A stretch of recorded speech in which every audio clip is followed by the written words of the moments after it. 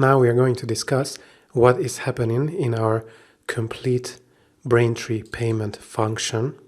However, first let me just refresh this page so that we don't have the disabled fields and the spinner. Let me just remove this alert and the return statement. Okay, so once we pass the validations and we hit the complete Braintree payment function, we instantiate a variable 3D secure parameters, and then inside these curly braces we are going to define the necessary key value pairs for Braintree payment and more like for the 3D secure parameters.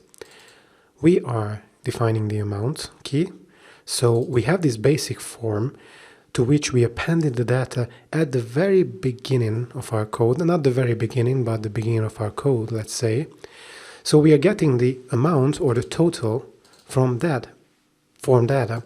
This way, it doesn't matter if the user somehow tampers with the total on the front end, we already saved the correct total into this form data, and this is the correct number which we will pass on to Braintree, so this will be the amount that the customer has to pay. We also provide the customer's email address, and we are just taking the value of this disabled email address field.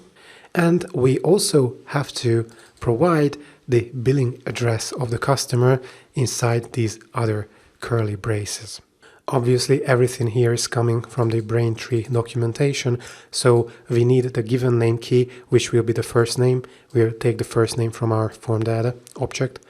The surname is the last name of our form data object. The phone number is the phone. The street address key is the street from our form data. The extended address is going to be the apartment. So you see, Braintree refers to this as extended address. We prefer the term apartment, but it doesn't really matter. We are talking about the same thing here. The locality should be the city. The region is the state. The postal code is the zip code. And the country code alpha 2 is the country from our form data.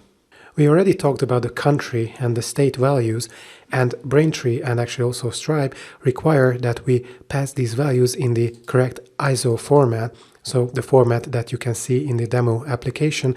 And this is a telling name, so country code alpha 2, so this is the specific format that Braintree requires, for example, US for USA. So once we instantiated this 3D secure parameters variable, we are going to call a request payment method function on our BT instance object. You might remember that at the very top, I instantiated an empty JavaScript object as the BT instance, and when we created the drop-in UI, we got this instance object, and I saved this instance object into the BT instance variable. This way, I could call the validate data function.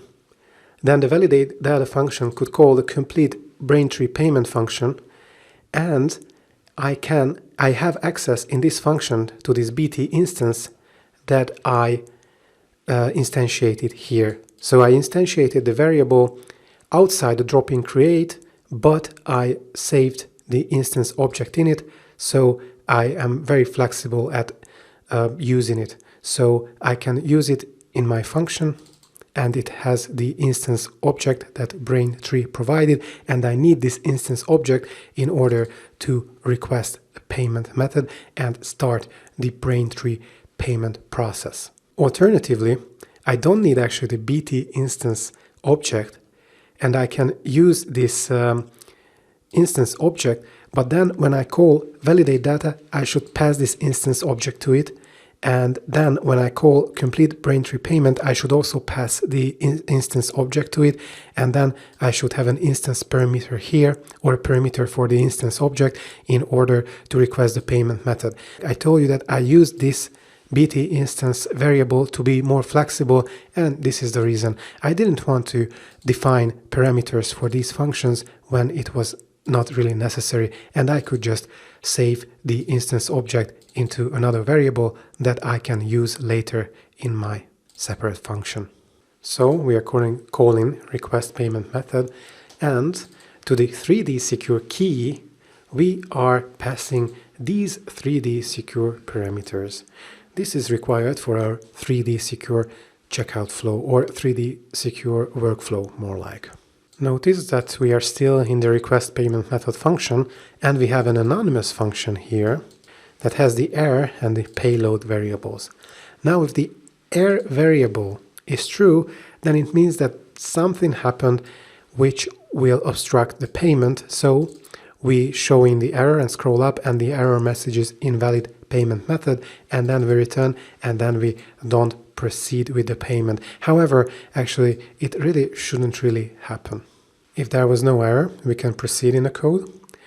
We have in our form here, so this form to which this button belongs, we have an input with the ID nonce_bt, and into this input field, we are saving the nonce that we get back from the payload object. So this is the payload object, so the request payment method is going to provide the nonce to us. Now the nonce is sort of a token about the payment itself. This is the way Braintree processes payments.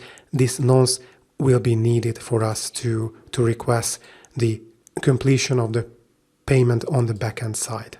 We also have a course BT input field, an input field with the ID course BT, and we are just going to save the course ID into this input field. A bit later, I will talk about this append payment data function and what it does, but let's just skip it for now. And if everything is fine, there will be a processing model that will be shown. We have not seen it yet, at least in this Braintree section of the course, but earlier we saw it. And then we submit our Braintree form, and then we are going to process the Braintree payment.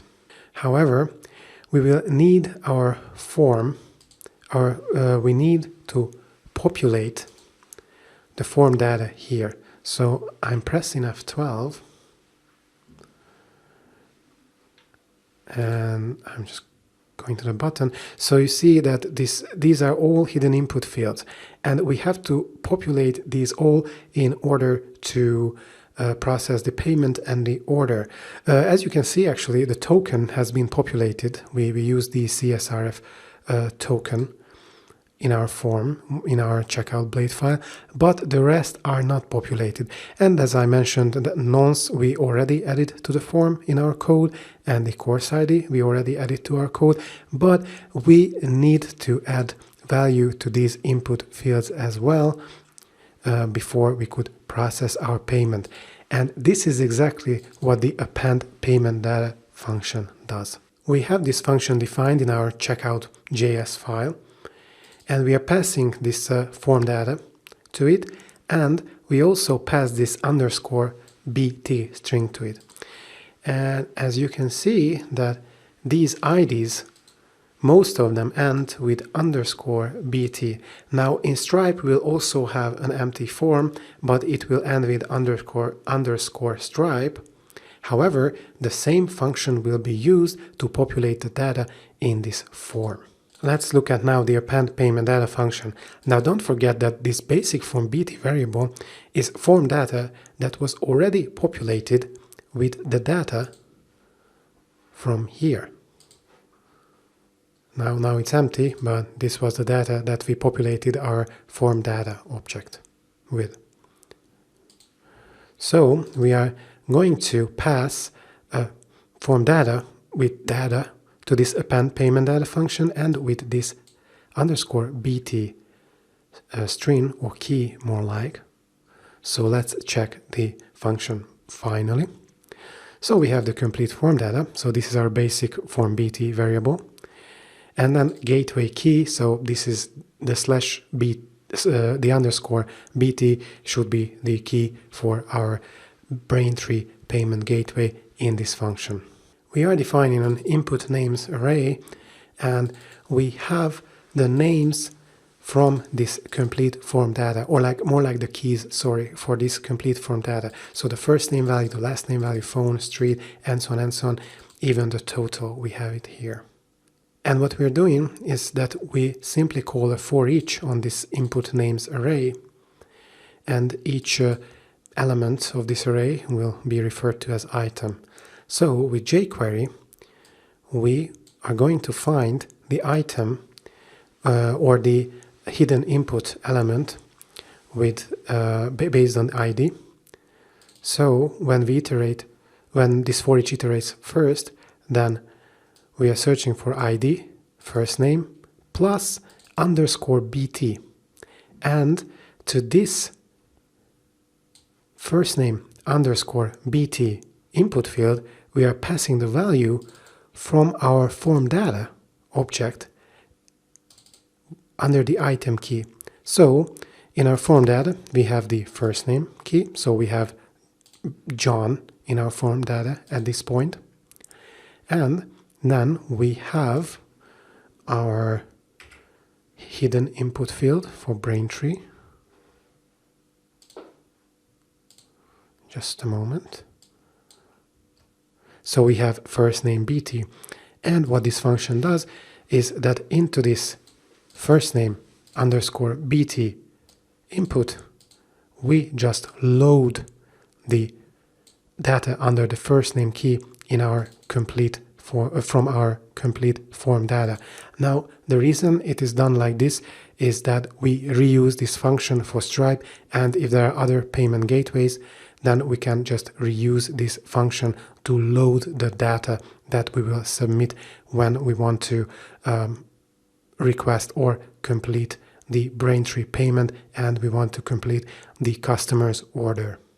Let's get back to our Braintree.js. So with this function, we are populating this form data. This is what this function does. It might seem a bit complicated, but we are just populating this form here. And then we are finally submitting our form. The next we will see where we submit our form and what is going to happen. We are finally submitting our Braintree payment form. Don't forget that this Braintree payment form was defined or declared at the very beginning of our script, and this is the form here, the form to which the button also belongs to. In our checkout blade file, we will search for our form. Yeah, it's here actually. And then we see that we are posting to the Braintree payment route, and we are posting the data of this form, and we saw how we fill in the data for this form. Now let's check what happens at this Braintree.payment route. So let's go to web.php. Let's search for it. And it's right here. So the Braintree payment method of the Braintree controller picks up this request, So let's check it now.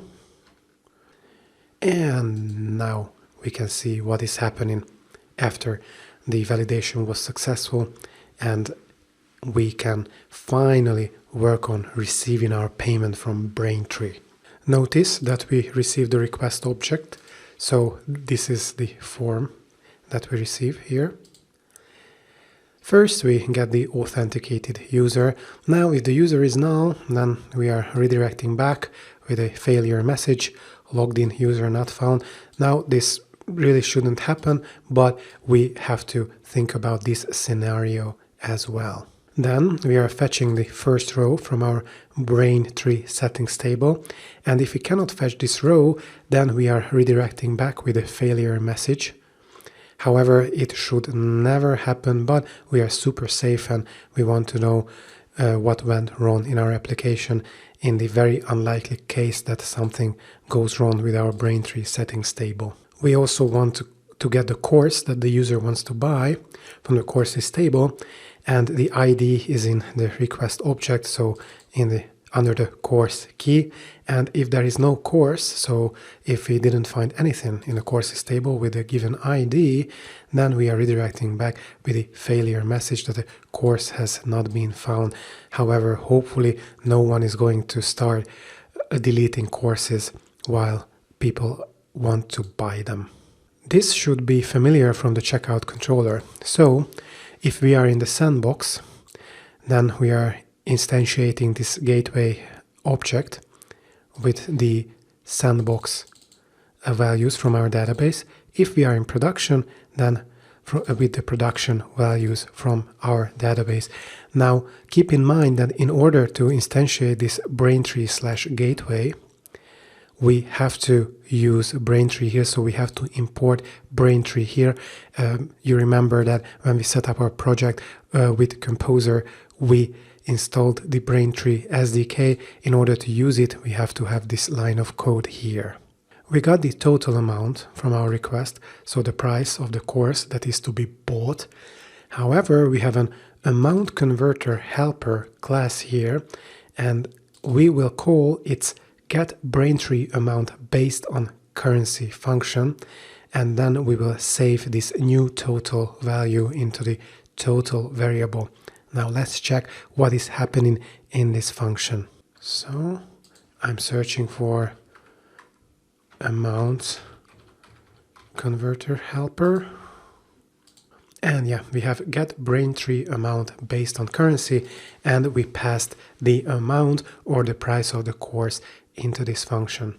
What we're doing is that we are fetching the first row from our settings table, and then we get the currency from this settings table, and then we have an array defined as 0 decimal currencies, so this name is also telling.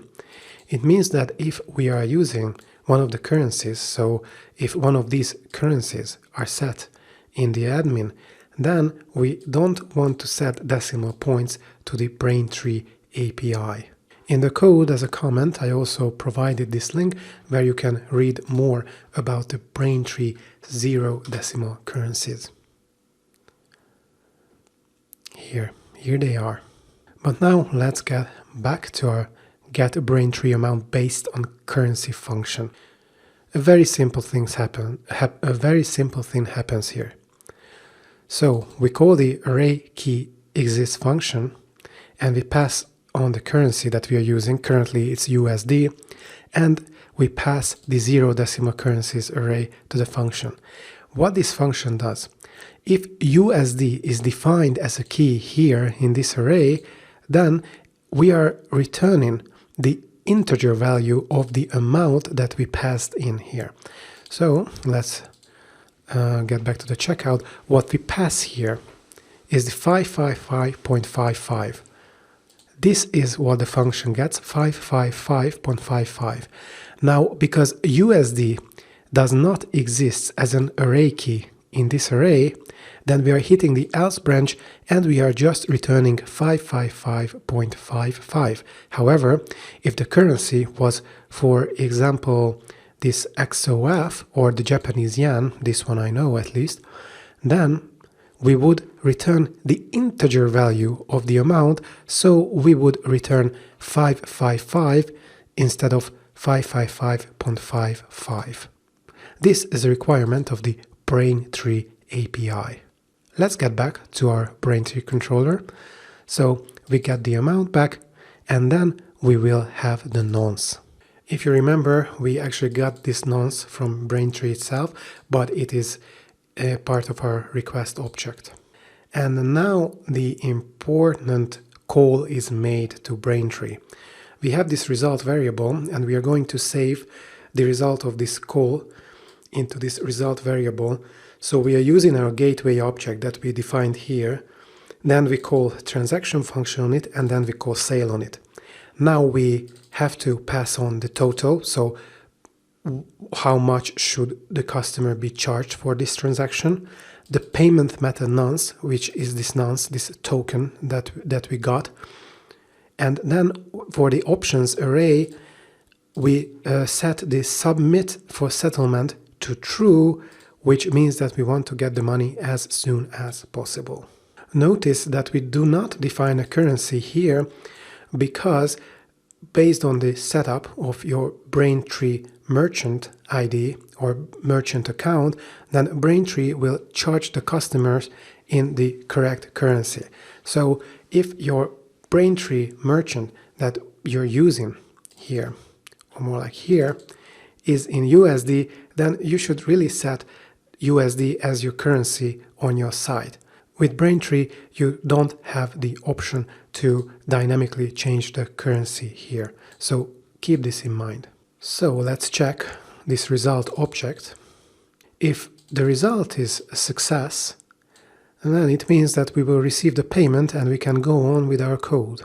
However, if the result is not a success, we are redirecting back with inputs. So, with the input here, first name, last name, phone, and so on and so on. And with a failure message variable, session variable, and with the message property of this result object. Now, I believe it was in the Braintree GitHub repository, this code, so you can also return the error string. And maybe this error string will give you more information about the error, but I believe that the message of the result object is a much better way to show the customer what went wrong with the payment. So let's get back to the if branch where the payment is successful. We can save the transaction details into the transaction variable, so result transaction. And if transaction is not null, then let's save the ID of the transaction into the transaction ID variable. Now, we should always get a transaction ID after a successful payment. However, if for some very, very strange reason we don't, then we are just defining 000 as a transaction ID, and then you will see in your database or in your application that something went wrong with the transaction ID here. However, the payment was a success. After we receive the payment, we obviously want to get the order data and save the order into our database, and of course give the customer the access to the course. So let's first deal with the order.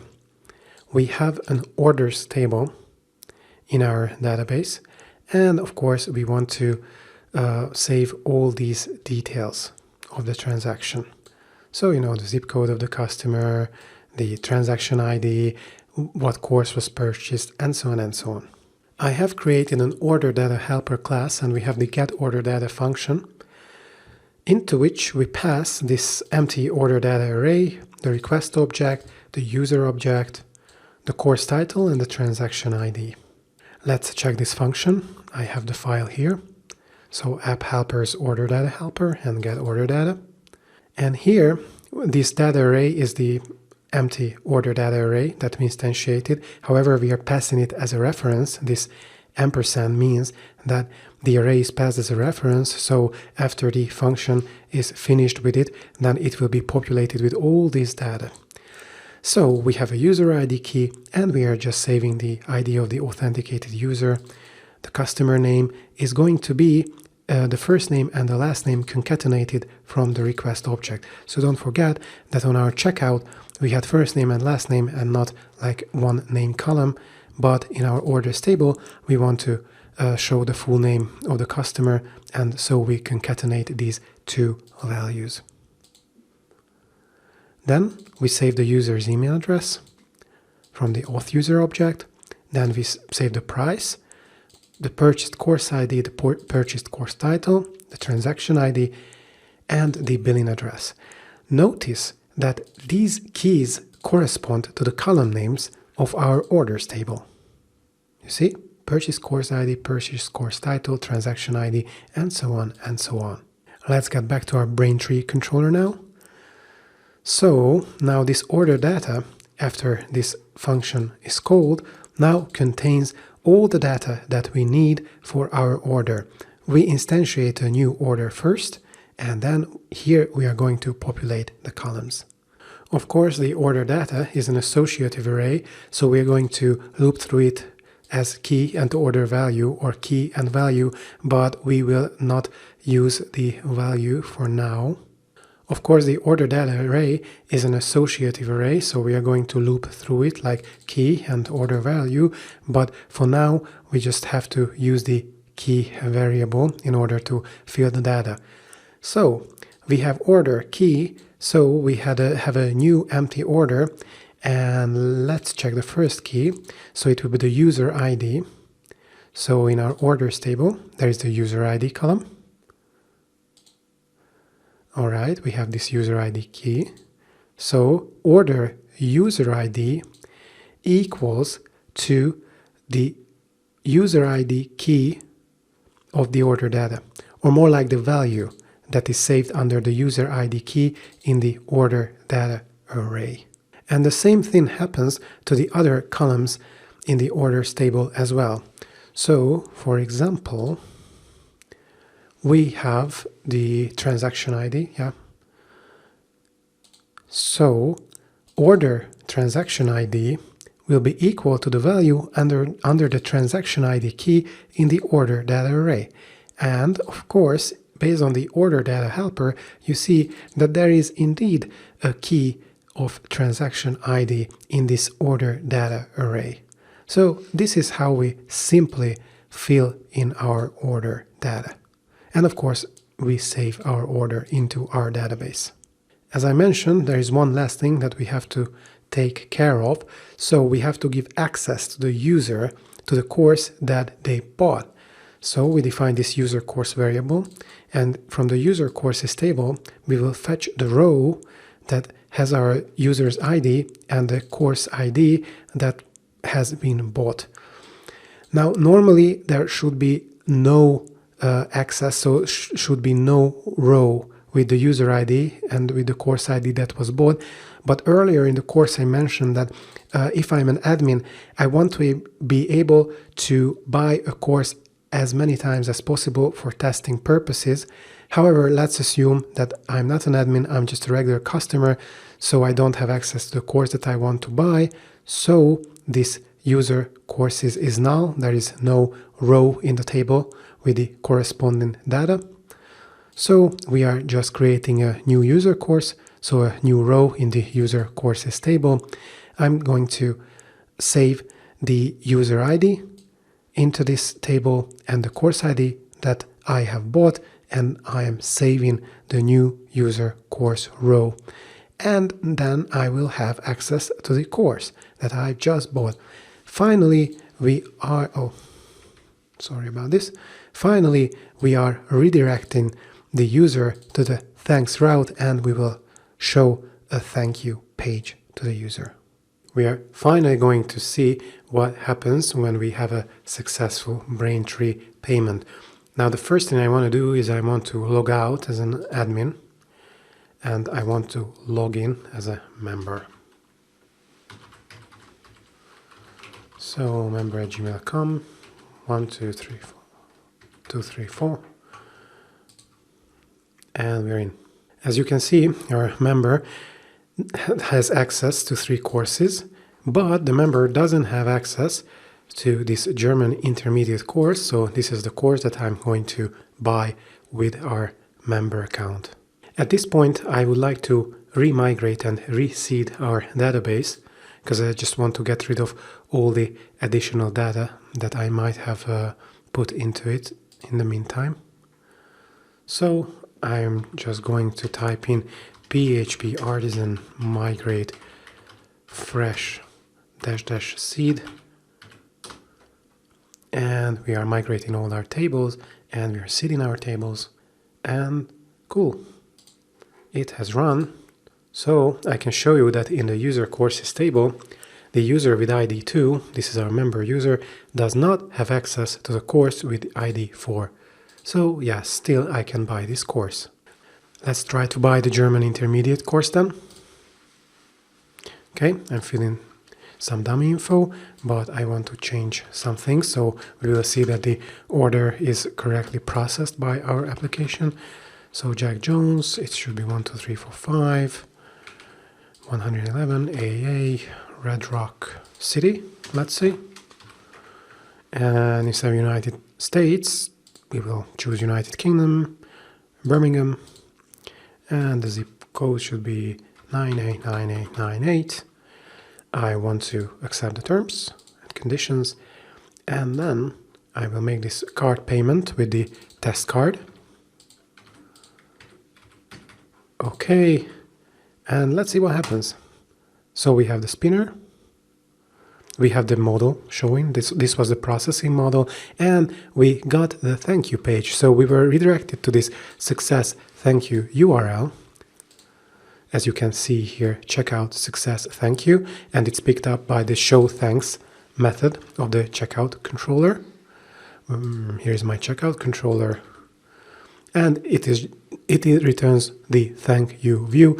This is what happens in our demo application. I can go to my dashboard, and I see that I have access to the German intermediate course, and I bought it for $555.55. And in the database, I see that I have now access to this course. So user ID 2 has access to course ID 4, and my order data should also be there. Yeah, indeed, it is here. Jack Jones is here with these.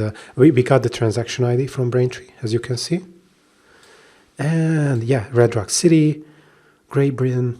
Perfect. Everything has been saved. So this was a success. So let's see if the transaction indeed appears in my Sandbox account. I'm going to sign in. So I just have to type in my username and my password.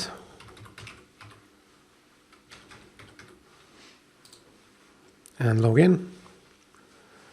And indeed, I'm here. Good. Now let's check the transactions here. And we can just scroll down and search for the transactions. And we will see the transactions from today. And indeed, we have a transaction submitted for settlement with this transaction ID, with this card, and the date is also correct. The amount is also correct. And indeed, this is the transaction ID that was saved into our database, as you can see here. Perfect. Now we are going to test if the PayPal is also working within Braintree. So I'm going to reseed and remigrate the database, so I will lose access to this German intermediate course with our member. Okay, let's check if I still have access. No, perfect. So I'm going to courses now. I want to buy the same course. And of course notice that in the orders, I don't have my last order here, and in the user courses, I don't have access to course ID 4 with user ID 2. So let's get back to the checkout. Fill in some dummy info. I will just put a 2 at the end of everything here basically. United States and Wyoming can stay. I'm going to accept the terms, and now I want to pay with PayPal, so I have to click on this PayPal checkout, and this iframe appears, and I just have to give the Sandbox details, one of my Sandbox accounts.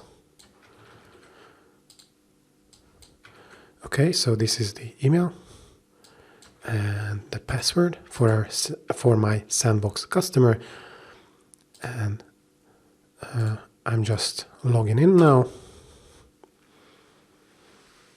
Okay, then we have to agree and continue. And it means that everything is fine. However, we have to click to complete purchase.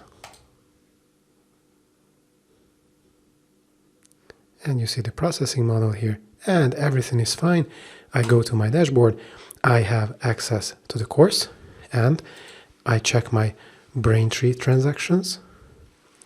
And I should have the PayPal transaction here. However, it might take a minute or two to appear. Yeah, it was the card. So I will have to wait a bit, and I will have to recheck it. Maybe now. And indeed, it is here, the PayPal transaction. Here is the transaction ID. And in our user courses, I have access to this course with a member. And in the orders, I indeed have this transaction ID and the data that I provided before buying the course. So everything is working perfectly with Braintree. Before we implemented Braintree, I showed you this Braintree PHP example GitHub repository, and I promised you that the logic of our implementation will follow the logic of this official Braintree repository. So let's check now what is happening in this repository. I'm not going to install this example because frankly we don't need it. What I want to show you very quickly is that how the way we implemented Braintree is basically the same as Braintree implemented Braintree. The index.php file is interesting for us. Here you can see that we have the same empty div with the ID of bt dropin, and there is a form that will be sent to the checkout.php file in this repository. And they also include, of course, the drop-in UI JavaScript. Then they get the form, so the payment form here. Then they generate the client token the same way we did. Then the Braintree drop-in create is created, or the create method is called, and then they pass on the client token, the selectors to this bt drop-in div. Then they have the PayPal flow. We also have the PayPal enabled, so we also have this in our code. And then there is the anonymous function for catching the create errors. And then there is an event listener on the submit button or on the submit event of the form, the same as we have it. They prevent the default of the submit event. And then on this instance object that they get from this anonymous function, they also call the request payment method. And if there is no error, so if this branch is fine, so if there is no error, they just add the nonce to their form and then they submit the form. Now check what happens when they submit the form. So it should be submitted to checkout.php. Yeah, checkout.php. There is the amount from the post variable, the payment method nonce from the post variable. And then they have the result. They instantiate it the same way as we did. They add the amount, the payment method nonce, and the option is submit for settlement. And if the result is not a success, then they provide this error string. I talked about this in a bit more detail, and then they will just have an errors session variable and add the error string to it. Otherwise, if the result is a success, then they are just saving the transaction and then they are redirecting.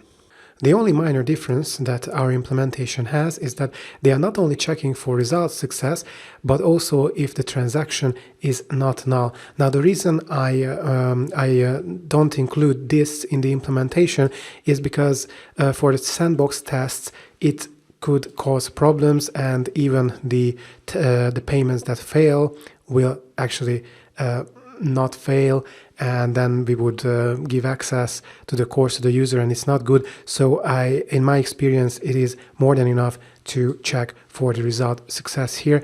And if result is success, then the transaction was fine and we can give access to the user to the course. In our Braintree implementation, we have included the 3D Secure 2 workflow. Now it's time to run some tests with 3D Secure 2.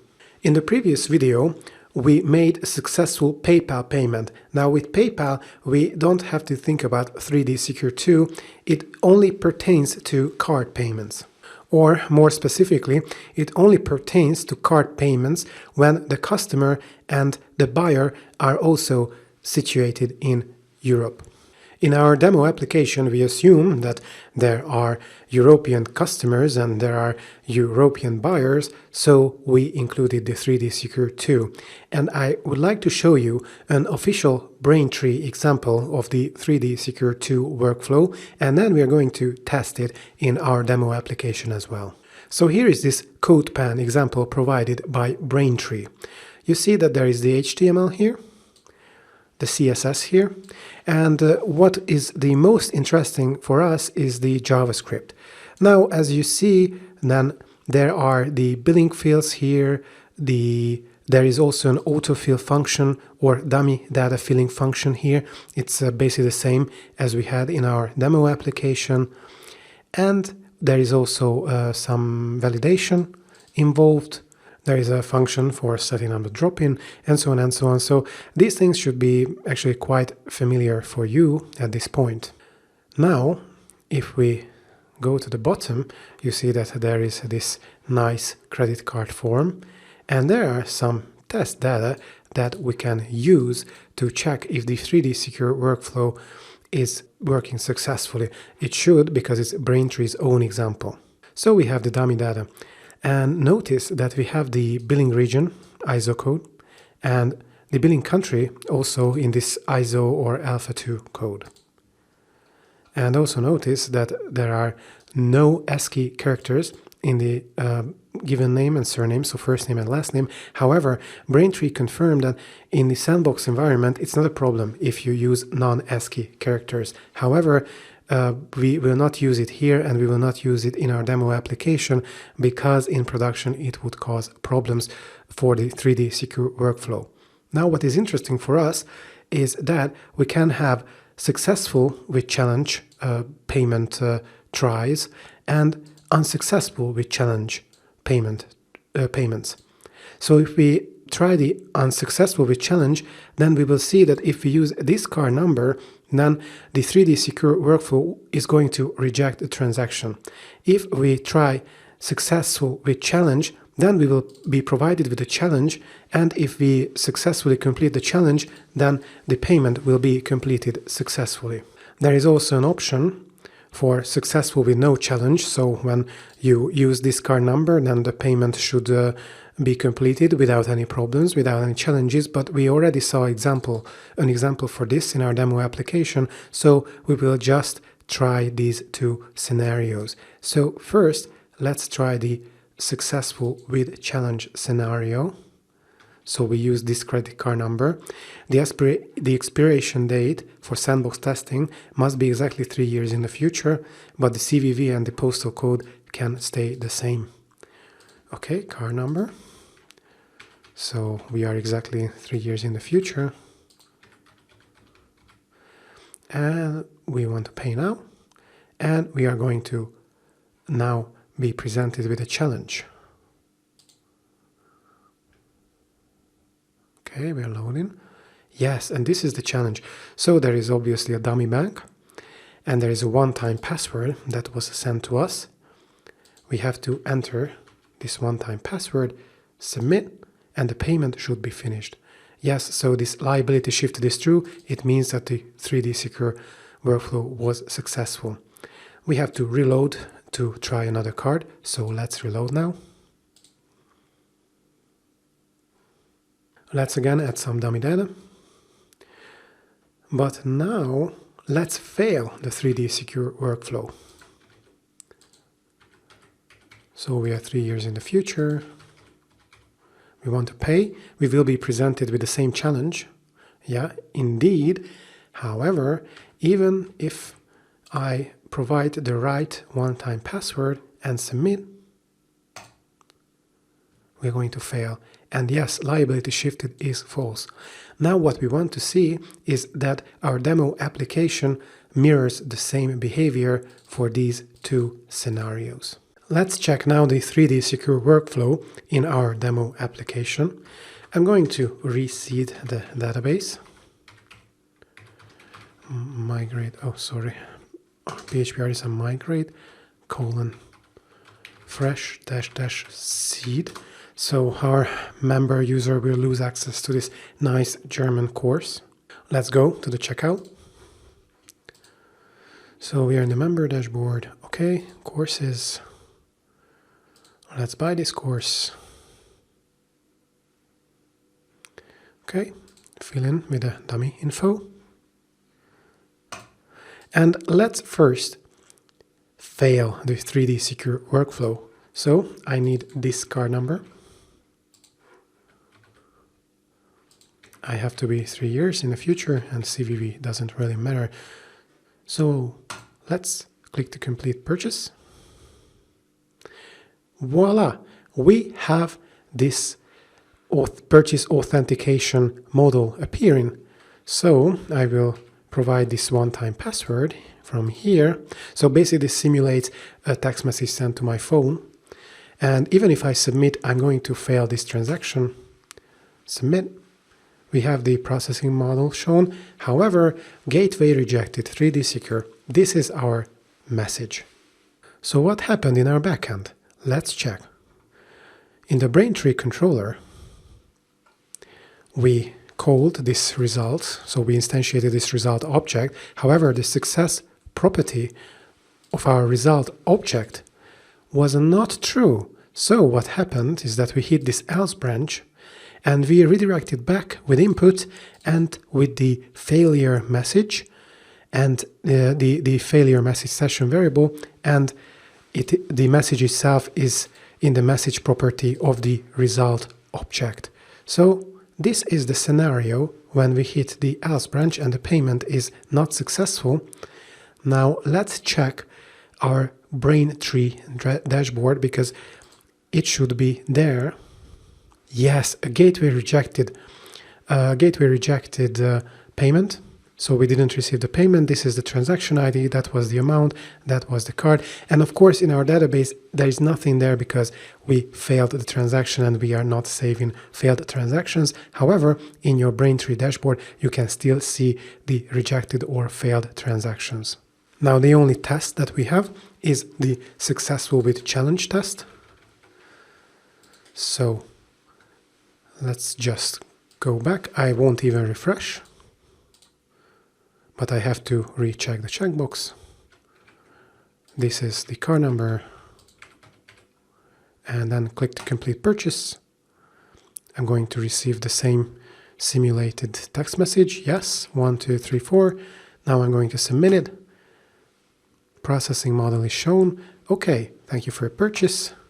I see that I have access to the course again, and I just have to wait for my Braintree dashboard to refresh so I can show you the transaction. But in the meantime, we see that the order is here. So it's the dummy data, but it has, it was populated right now.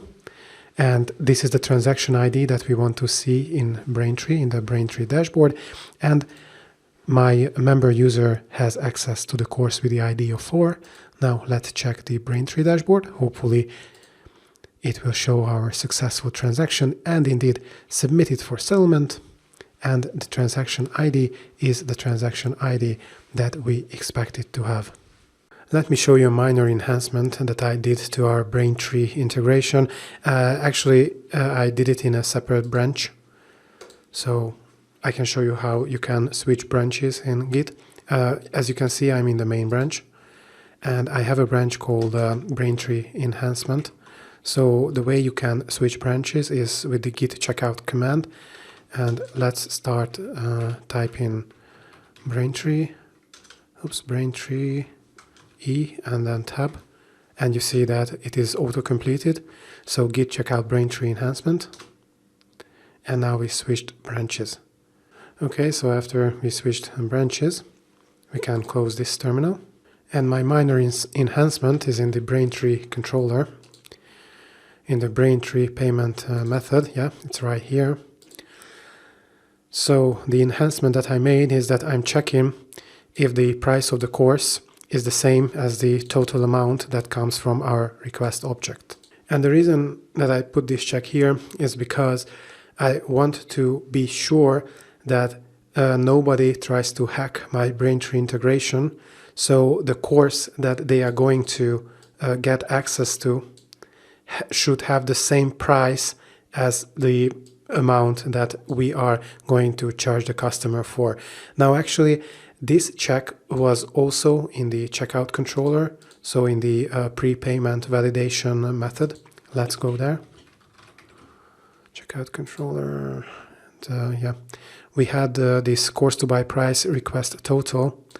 So we had this check there as well. However, this is a validation prepayment, so you know that we do before the payment is done.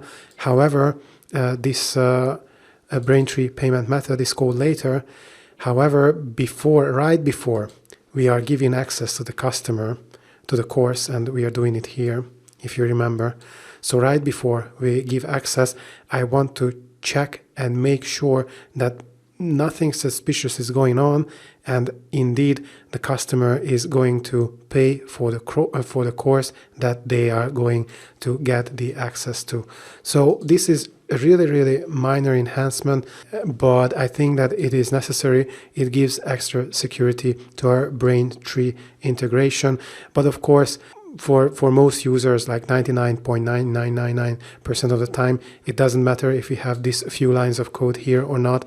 But if you never know when hacker wants to play around with your application. So the more secure your application, the better.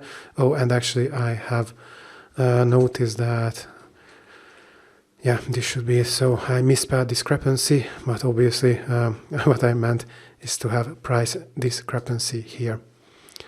Okay, so this is it. This is really it. I suggest you use this minor improvement in your integrations, but otherwise nothing else changed. So you're free to use the code that I provided you in the course so far.